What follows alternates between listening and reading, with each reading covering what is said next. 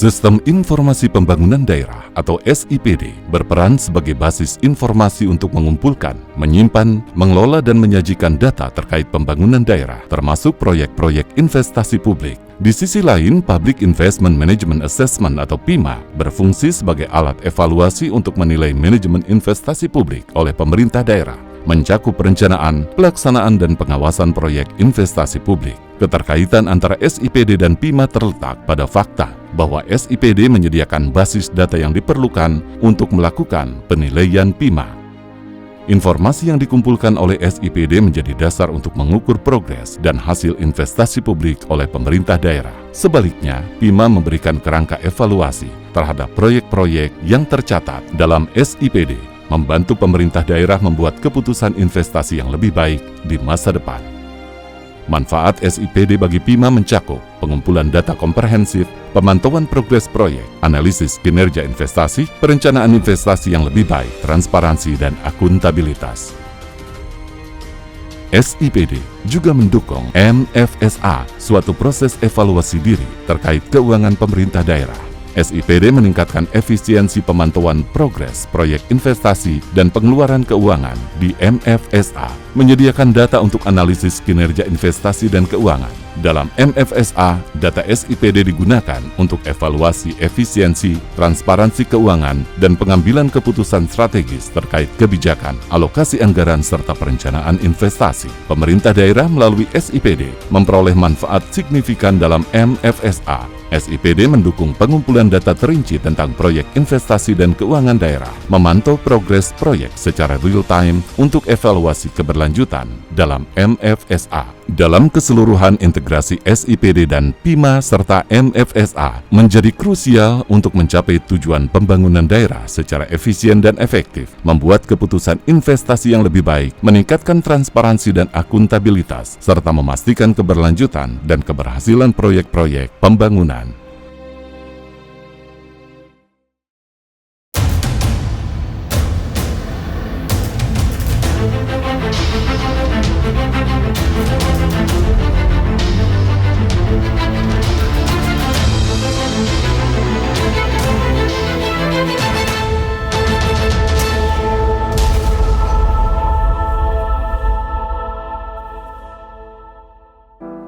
Assalamualaikum warahmatullahi wabarakatuh. Kita berjumpa kembali pada acara podcast pembangunan daerah. Di sini kita bersama dengan Bapak Randy Jaya Laksamana selaku Koordinator Partisipasi Masyarakat dan Informasi Pembangunan Daerah di Dijen Bina Pembangunan Daerah. Kali ini kita akan bicara terkait mendiskusikan ya Pak ya, lebih tepatnya mendiskusikan terkait bagaimana proses pembangunan daerah di Indonesia. Seperti yang kita ketahui bersama Pak, di sini kan pemerintah daerah saat ini sudah melakukan digitalisasi perencanaan pembangunan daerah melalui Sistem Informasi Pemerintahan Daerah atau kita kenal dengan SIPD. Nah, di sini kita bersama ingin tahu Pak, Sistem Informasi Pemerintahan Daerah itu apa Pak? Definisinya atau proses bisnisnya seperti apa Pak? Ya, terima kasih Mbak Hori. Jadi ini pertanyaannya sangat bagus ya. Kita ketahui bersama bahwa di Indonesia ini sebenarnya mandat dari yang kita sampaikan dan tadi disampaikan oleh Mbak Hori itu terkait sistem informasi pemerintahan daerah itu sebenarnya berawal dari amanat Undang-Undang 23 tahun 2014 tentang pemerintahan daerah. Nah, kalau kita bisa gali lagi di dalam undang-undang itu, terutama embrionya itu ada di pasal 274 di mana diamanatkan bahwa perencanaan pembangunan daerah didasarkan pada data dan informasi yang dikelola melalui sistem informasi pembangunan daerah. Nah, dulu SIPD itu P-nya itu pembangunan daerah karena amanatnya di pasal 274 awalnya. Nah, berkembang kemudian dengan adanya kebijakan pemerintah saat ini di mana kita tidak hanya bicara data saja atau bicara perencanaan saja, maka diterbitkanlah ya dari mulai Stranas KPK, kita tahu Perpres 54 ya tahun 2018 bahwa di situ diamanatkan terkait dengan bagaimana perencanaan dan penganggaran itu bisa berbasis elektronik. Nah, ini dimulai dari tahun 2018, maka SIPD yang kita kenal Sistem Informasi Pembangunan Daerah itu berkembang. dari Permendagri yang kita kenal dari Permendagri 8, kemudian ada Permendagri 98 dulu ya. Kemudian direvisi terus hingga sekarang menjadi Permendagri 70 tahun 2019 ya, tentang sistem informasi pemerintahan daerah. Nah, itu sejarahnya seperti itu. Jadi spiritnya itu bagaimana antara perencanaan pembangunan, perencanaan penganggaran sampai ke penatausahaan dan pelaporan itu semua bisa berbasis elektronik. Nah, itu diharapkan pemerintah daerah sudah bekerja secara digitalisasi, di mana sekarang pemerintah pusat berupaya nih bagaimana nanti di era 4.0 yang saat ini kita kenal sudah harus berbasis elektronik ya, apalagi dengan adanya perubahan zaman saat ini, digitalisasi itu sudah merupakan kebutuhan. Nah, sampai saat ini maka di tahun 2019 itu sudah dimulai pemerintah daerah melakukan proses-proses melalui sistem informasi pemerintahan daerah. Nah, apa sih sebenarnya di dalam sistem informasi pemerintah daerah ini tadi ditanyakan oleh Mbak Hori ya, apa sih Pak SIPD itu gitu ya. Nah, sebenarnya SIPD itu sebuah sistem informasi. Nah, sistem informasi itu merupakan sebuah proses bisnis yang sangat besar ya, bagaimana layanan pemerintah daerah itu sudah bisa dijalankan berbasis digital, bahkan udah digitalisasi. Nah, di situ makanya untuk saat ini saya bisa menyampaikan sesuai dengan tupoksi saya bahwa di dalam sistem informasi pemerintahan daerah itu ada 3 substansi besar yang tentu saja ini berdasarkan amanat undang-undang dan ada Permendagri 70 ya tahun 2019. Di dalamnya itu ada yang namanya sistem informasi pembangunan daerah. Tapi yang benar itu sebenarnya informasi pembangunan daerah. Tapi teman-teman tuh kebiasaan di daerah sistem informasi pembangunan daerah. Padahal sistem informasi pemerintah daerah itu ada 3 isinya: informasi pembangunan daerah, informasi keuangan daerah, dan informasi pemerintah daerah lainnya. Nah, di mana semua itu saling terhubung dan terintegrasi. Nah, ini sebenarnya sesuai dengan keinginan Bapak Presiden bahwa di era digitalisasi ini semua itu sudah bisa bekerja menggunakan elektronik. Nah, ini sudah secara regulasi sudah kuat, amanat dari Bapak Presiden juga sudah ada di dalam RPJMN. Nah, bagaimana caranya sekarang pemerintah daerah bisa memperkuat proses tadi dengan menjadi satu kesatuan utuh, bahwa proses tadi, data tadi semua mengalir dan itu semua tersedia di dalam sistem informasi pemerintahan daerah. Nah, terkait dengan informasi pembangunan daerah, nah ini yang harus saya gali lagi ya, Mbak Hori. Jadi nanti Mbak Hori bisa akan lebih dalam lagi memahami bahwa di dalamnya itu sangat besar sekali sistem informasi pemerintahan daerah itu agar itu bisa berjalan di Indonesia. Saya pikir permulaannya itu dulu, ya, Mbak Hori. Siap. Kalau kita bisa rangkum ya Pak ya, berarti kan di dalam sistem informasi pemerintahan daerah itu ada 3 informasi ya Pak ya, informasi pembangunan daerah, informasi keuangan daerah, dan informasi pemerintahan daerah lainnya. Nah, kalau terkait dengan penyusunan perencanaan pembangunannya itu menggunakan sistem menggunakan informasi pembangunan daerah ya Pak ya. Betul. Nah, di dalam informasi pembangunan daerah itu bagaimana sih Pak prosesnya? Proses penyusunan dokumen perencanaan dalam informasi pembangunan daerah itu bagaimana Pak proses bisnisnya? Ya, ini terkait dengan segmen-segmen sebelumnya ya yang pernah dibahas. Berarti ini merupakan muaranya bagaimana sebuah sistem perencanaan itu bisa dijalankan, kemudian kita memberikan sebuah kemudahan-kemudahan di dalam sebuah sistem informasi. Nah, kenapa sih butuh ini gitu Bapak Ibu sekalian, mungkin Mbak Hori? Karena di sini kita ketahui dokumen perencanaan di daerah itu masih parsial-parsial. Dan selama ini kita di pusat ya untuk bisa mendapatkan dokumen perencanaan itu lumayan susah gitu ya. Mintain ke daerah itu lumayan untuk energi untuk meminta itu kepada daerah. Dan kita ketahui bersama dokumen-dokumen tersebar di provinsi dan kabupaten kota.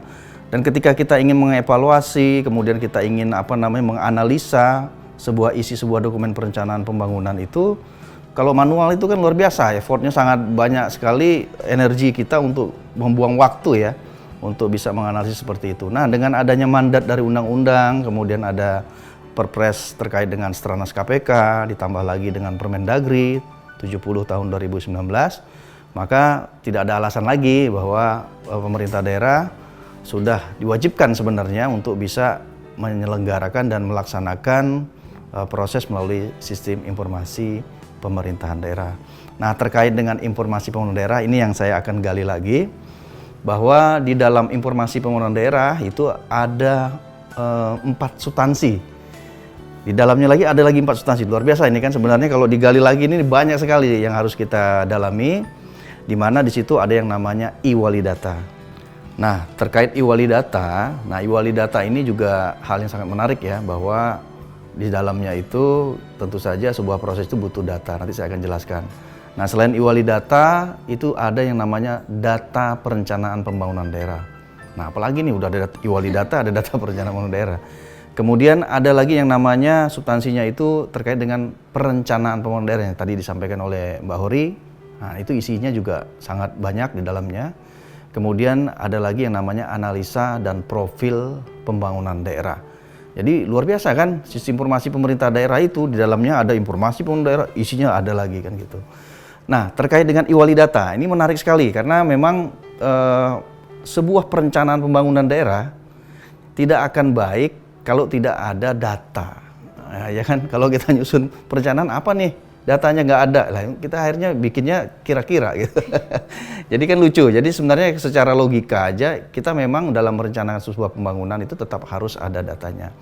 Nah, bagaimana sih sebenarnya e-walidata ini? Nah, di dalamnya e-walidata itu sebenarnya adalah peran dari pemerintah daerah untuk menyediakan data-data sektoral daerah sesuai dengan kewenangan provinsi, kabupaten, dan kota. Dan ini merupakan mandat dari Undang-Undang 23, di mana lampiran Undang-Undang 23 itu statistik sektoral daerah adalah kewenangan provinsi, kabupaten, kota. Nah, ini yang kita harus perkuat. Nah, dengan adanya SIPD ini, di dalamnya ada informasi pembangunan daerah, di dalamnya ada e-walidata. Undang-undang sebenarnya sudah mengatakan ini wajib. Nah, wajib itu makanya kita upayakan pemerintah daerah care itu terhadap kewenangannya, agar nanti data yang tersedia ini bisa dimanfaatkan. Jadi bukan hanya data itu dikumpulkan, kemudian dilakukan pemeriksaan, kemudian dipublikasi, tapi tidak dimanfaatkan, bukan itu. Tapi bagaimana data tersebut yang disediakan oleh daerah dimanfaatkan kembali untuk proses perencanaan pembangunan daerah. Nanti saya akan jelaskan. Nah, kemudian berikutnya ada yang namanya substansi data perencanaan pembangunan daerah. Nah, ini bedanya apa sih dengan e-walidata? Nah, ini sebelum Mbak Hori nanya, saya udah nanya duluan kan gitu. Jadi intinya di situ adalah bagaimana kita berintegrasi dengan data-data yang sudah ada di nasional. Nah, ini kaitannya ada dengan satu data Indonesia ini sebenarnya. Di mana kita tahu Badan Pusat Statistik itu kan punya data dasar kan ya Mbak Hori ya. Yang selama ini kita tahu BPS itu menyediakan data statistik dasar, kemudian itulah yang kita manfaatkan, kita integrasikan dengan BPS dan alhamdulillah itu sudah ada. Baru sekitar ya intinya kalau yang sifatnya makro, data itu sudah ada di kita. Nah, inilah yang harusnya diolah, dimanfaatkan sebagai perencana teman-teman daerah, terutama Bapeda ya, bersama OPD-OPD nanti memanfaatkan itu. Nah, kemudian kita juga sudah berkolaborasi juga, tidak hanya data statistik, tapi juga ada data spasial. Nah, di mana kemarin sudah beberapa tahun yang lalu kita sudah berkoordinasi dengan teman-teman Kementerian ATR ya, Tata Ruang, untuk data spasial RT/RW, kalau bisa RDTR-nya pun kalau ada ya dari daerah, selama pemerintah daerah menyampaikan ke Kementerian ATR itu akan kelihatan di dalam data perencanaan pembangunan daerah di dalam sistem informasi pemerintahan daerah. Nah, ini luar biasa sekali karena kita sudah menjalankan amanat Perpres ya, artinya ini perintah Bapak Presiden tentang satu data, Perpres 39 ya, tahun 2019 tentang satu data Indonesia, bahwa kita sudah bisa berkolaborasi dengan kementerian-kementerian dan data-data tersebut bisa kita integrasikan dan kita upayakan untuk dimanfaatkan. Nah, ini upaya-upaya yang kita lakukan. Nah, setelah itu ada, nah mau diapain nih? e-walidata ya, tadi sudah banyak diceritakan di segmen sebelumnya. Kemudian nanti ada data perencanaan pembangunan. Nah, ini mau diapain nih? Nah, makanya di situ ada lagi substansi atau modul perencanaan pembangunan daerah yang tadi Pak Hori tanyakan. Nah, perencanaan pembangunan daerah ini adalah proses tadi. Bagaimana penyusunan dokumen perencanaan, mulai dari tahap yang 20 tahunan, RPJPD, RPJMD, ya, yang 5 tahunan, kemudian RKPD, itu juga dijelaskan di segmen sebelumnya. Luar biasa sekali ini proses ini. Nah, kenapa itu kita butuh sekali proses itu? Nah, kembali lagi ke kualitas. Bagaimana kualitas perencanaan pembangunan tadi betul-betul punya bahan materinya itu data-data tadi. Nah, selama data itu punya, kemudian itu diolah dengan baik ya, sesuai dengan kewenangan daerah, tentu saja nanti harapan kita proses tadi akan memperbaiki kualitas pembangunan di daerah. Nah, ini berbasis sistem itu untuk mempermudah kita juga sebenarnya. Mempermudah dari sisi pembinaan maupun dari sisi pengawasan. Nah, yang nggak enak itu di pengawasan biasanya. Itu yang kadang-kadang ada pro kontra. Tapi selama ini untuk kebaikan, ya untuk kebaikan pembangunan di daerah, karena kalau daerah itu bagus, pembangunan daerahnya otomatis kan pembangunan nasional juga akan ikut baik atau ikut bagus, sesuai dengan harapan pemerintah saat ini.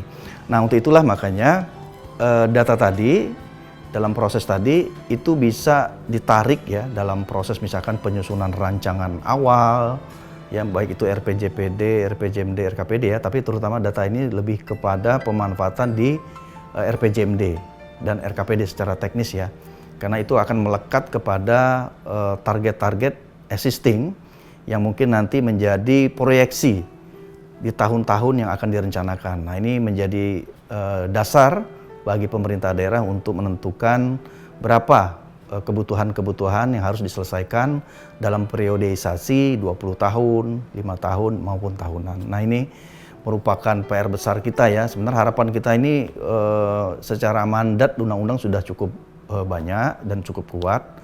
Tinggal bagaimana kita memperkuat implementasinya. Harapannya nanti proses tadi memperbaiki kualitas, tentu saja memperbaiki sasaran-sasaran yang tentu saja lebih tepat kepada kebutuhan-kebutuhan. Nah, kebutuhan itu untuk siapa? Ya untuk masyarakat ya. Jadi kalau masyarakatnya terpenuhi, pelayanannya baik dari pemerintah pusat dan pemerintah daerah, ya dalam hal ini pemerintah daerah, tentu saja rakyat akan lebih merasakan manfaatnya dan tentu saja kesejahteraan di Indonesia kita harapkan akan lebih baik lagi. Karena ini yang menjadi pegangan kita ya selama proses penyelenggaraan pemerintahan. Kualitas dokumen perencanaan pembangunan ini sebenarnya menjadi ujung tombak bagaimana itu bisa teranggarkan dan itu bisa lebih tepat sasaran. Nah, itu konsep besarnya seperti itu Mbak Hori. Nah, kemudian ada satu lagi yang tadi udah ya, wali data perencanaan pembangunan daerah sudah, analisa dan profil pembangunan daerah. Nah, luar biasa sebenarnya, besar sekali nih. Ya, itu semua kita mencoba bagaimana itu semua terhubung dan terintegrasi dan itu bisa menggambarkan kondisi pembangunan di daerah. Nah, itu sebenarnya cita-citanya sangat mulia sekali. Nah, dengan adanya analisa dan profil pembangunan daerah, nah ini merupakan tools pemerintah pusat kepada pemerintah daerah. Kemudian tools pemerintah provinsi kepada kabupaten kotanya. Bagaimana kita bisa melihat kondisi pembangunan di daerah. Itulah kita bisa mempunyai analisis dan profil pembangunan daerah. Untuk apa sih analisis dan profil? Kalau kita sudah tahu kondisi pembangunan di daerah, pasti kita akan berharap akan lebih baik lagi. Nah, inilah yang kita harapkan dengan adanya analisis tadi akan menyempurnakan proses penyusunan dokumen perencanaan ke depan dan lebih matang lagi dengan adanya informasi-informasi terkait dengan kondisi pembangunan di daerah. Nah, ini yang kita harus dukung dan ini kita minta pemerintah daerah terus memperkuat ini agar nanti kebijakannya tidak salah. Baik itu kebijakan di daerah maupun kebijakan di tingkat pusat. Karena selama ini kita bicara satu data, ternyata datanya banyak tersebar di daerah dan itu tidak menyatu dan kita tidak bisa menganalisis secara baik. Nah, ini yang kita harapkan proses yang ada di SIPD itu bisa sempurna ya. Kita harapkan seperti itu dan ini betul-betul harus komitmen ya dari sisi pemerintah pusat dan pemerintah daerah untuk bisa menjalankan itu, kemudian memperbaiki terus ya agar nanti sistem yang terbangun di tingkat pusat dan daerah nanti ini bisa tersambung secara keseluruhan. Saya pikir itu, Mbak. Ini kalau saya bukan dari sini mungkin saya sudah tepuk tangan Pak di sini. Luar biasa, benar-benar komprehensif sekali ya Pak ya, karena memang di dalam penyusunan perencanaan itu kan kita berangkat dari permasalahan. Permasalahan itu didapat dari mana? Dari data. Dari data itu kan sebagai input dan juga output ya Pak dari sebuah perencanaan ya Pak. Ini luar biasa sekali. Dari Bangda selaku pembina ya Pak ya, pembina perencanaan pembangunan sudah memfasilitasi kita pemerintah daerah untuk menghasilkan data-data yang memang dihasilkan oleh pemerintah itu sendiri. Nah, Bapak di sini yang ingin saya tanyakan Pak, ini kan sudah sebuah informasi yang komprehensif Pak ya, mulai dari ewali data, kemudian data perencanaan, kemudian perencanaan, analisis dan profil. Ini kan sebuah paket lengkap yang memang harus dimanfaatkan dan dioptimalkan oleh pemerintah daerah ya Pak ya, untuk penyusunan perencanaan pembangunan daerah yang tepat sasaran. Nah, yang ingin saya tanyakan Pak, bagaimana Pak upaya-upaya dari Ditjen Bangda untuk mengimplementasikan? Bisa itu kan karena biasa ya Pak ya. Jadi pemerintah daerah itu juga perlu ditingkatkan kapasitasnya dalam rangka implementasi dari informasi pembangunan daerah. Jadi pada prinsipnya kebijakan itu akan berjalan jika komponen-komponen pendukungnya juga ikut berjalan. Artinya kayak tadi sumber daya manusia, kelembagaannya, kemudian terkait dengan political will-nya juga di daerah itu kan juga harus terbangun. Nah, memang tantangan berikutnya setelah ini sistem disediakan, kemudian kebijakannya sudah cukup kuat ya, dari undang-undang, ada Perpres, ada Permendagri, sudah lengkap lah. Nah, ini bagaimana memperkuat pemerintah daerah, kapasitas pemerintah daerah untuk bisa menjalankan hal tersebut. Nah, inilah menjadi salah satu tugas Ditjen Bina Pembangunan Daerah.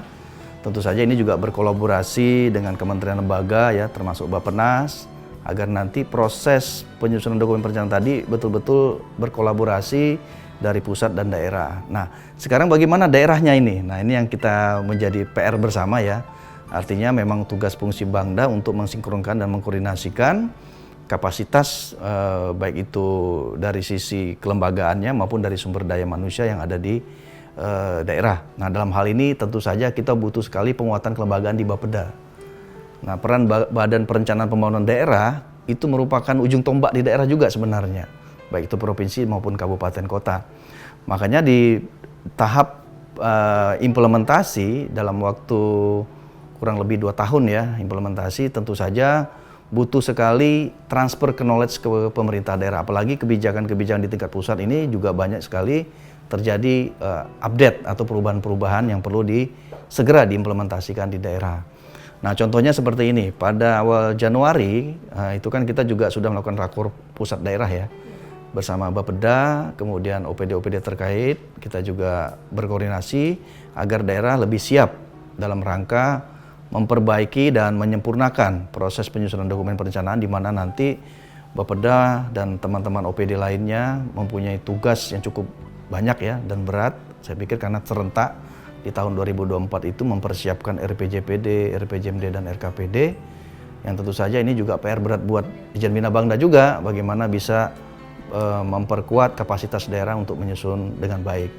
Nah, untuk itulah makanya di bulan Februari ya, saya lupa tanggalnya, sekitar tanggal 20 atau 18 ya, 18 ke atas kalau nggak salah, Februari itu kita melakukan bimbingan teknis terhadap pemerintah daerah, bagaimana pemerintah daerah itu bisa menjalankan khususnya yang terkait dengan modul informasi pembangunan daerah yang sudah terintegrasi dengan sistem informasi pemerintahan daerah, di mana di situ ada e-wali data.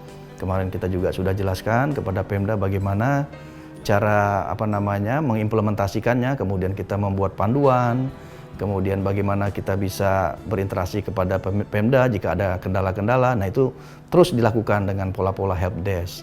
Nah, kemudian terkait dengan data perencanaan pembangunan juga demikian, kita perkuat koordinasi dengan KL-KL, kemudian bagaimana data tersebut bisa termanfaatkan oleh pemerintah daerah, itu kita upayakan terus dan kita perkuat bersama kementerian lembaga agar itu bisa dimanfaatkan oleh pemerintah daerah. Nah, ini terus kita lakukan. Nah, dengan perencanaan pembangunan daerah juga demikian, di mana kita juga melakukan proses pembinaan, bimbingan teknis ya selama 7 hari ya waktu itu di Ditjen Bina Bangda. Kita informasikan bagaimana daerah bisa melakukan mengimplementasikan mulai dari RPJPD, RPJMD, bahkan ke RKPD, bahkan sampai ke Renstra dan Renja perangkat daerah. Nah, disinilah kita terus berupaya berkomunikasi dengan pemerintah daerah. Selanjutnya nih Pak, yang ingin saya tanyakan, ini saya benar-benar penasaran sekali ini, dobrakan-dobrakan apa lagi atau inovasi apa lagi yang akan Bangda ini kan cepat sekali Pak, dari 2019 itu sudah komprehensif semua, dari data hingga analis profil, balik lagi siklusnya, itu apa Pak ke depan kira-kira inovasi di informasi pembangunan daerah Pak untuk perencanaan? Kalau bicara inovasi, terkait dengan sistem informasi pemerintah daerah yang di dalamnya ada informasi pembangunan daerah ya, terkait dengan TUSI Ditjen Bina Pembangunan Daerah. Tentu saja kita tidak bisa keluar dari perkembangan teknologi ya. Di mana teknologi saat ini kita tahu sudah di era 4.0, katanya bentar lagi sudah Society 5.0. Wah, apa lagi itu kan? Jadi kita sudah bergeser nih gaya bekerjanya pemerintah dan masyarakat saat ini. Digital itu sudah merupakan kebutuhan. Nah, perubahan-perubahan inilah yang kita harus siap dan selalu betul berinovasi.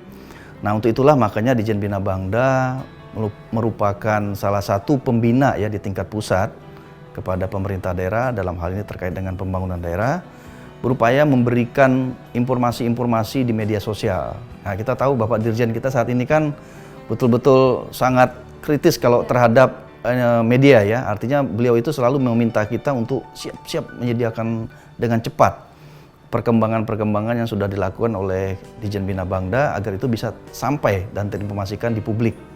Nah, harapan kita Pemda dan masyarakat mendapatkan informasi yang cukup sehingga informasi-informasi tadi bisa dicerna dengan cepat dan bisa diimplementasikan dan bisa dijalankan dan ditindaklanjuti dengan cepat pula. Nah, ini yang kita harapkan salah satu upaya kita dalam melakukan media sosial. Nah, terkait dengan podcast ini juga sama. Kita ini kan berbagi ya informasi kepada pemerintah daerah. Nah, pola-pola seperti ini kan sudah gaya digitalisasi ya. Artinya media itu sudah merupakan kebutuhan untuk bisa menyampaikan dengan cepat kepada publik dalam hari ini ke pemerintahan daerah. Nah, kemudian yang kedua, inovasinya adalah bagaimana kita bisa menyediakan layanan terkait dengan informasi pembangunan daerah itu dengan mudah. Nah, mudahnya bagaimana ini? Nah, salah satunya misalkan Mbak Hori pengen tahu bagaimana sih kita bisa mengimplementasikan e-walidata. Nah, itu sudah ada media sosialnya kan? Udah ada tutorialnya kan gitu misalkan. Nah, itu dikembangkan terus. Artinya inovasi-inovasi seperti itu saat ini itu yang paling efektif untuk menyampaikan informasi yang dibutuhkan oleh pemerintah daerah. Nah, itu yang saya pikir harus dikembangkan terus. Kemudian tutorial-tutorial yang disampaikan tadi oleh kita di tingkat pusat dan daerah itu juga bisa disampaikan oleh provinsi ke kabupaten kota. Jadi selalu berjenjang. Nah, inilah gaya pola bekerja kita yang udah harus sedikit berinovasi dan berubah. Ya, tidak lagi menunggu perintah-perintah lagi ya, tapi bagaimana inisiatif itu bisa muncul, kemudian itu bisa berjalan. Nah, kemudian yang berikutnya adalah kita tahu sistem informasi pemerintahan daerah itu harusnya bisa berkolaborasi dengan sistem-sistem lainnya.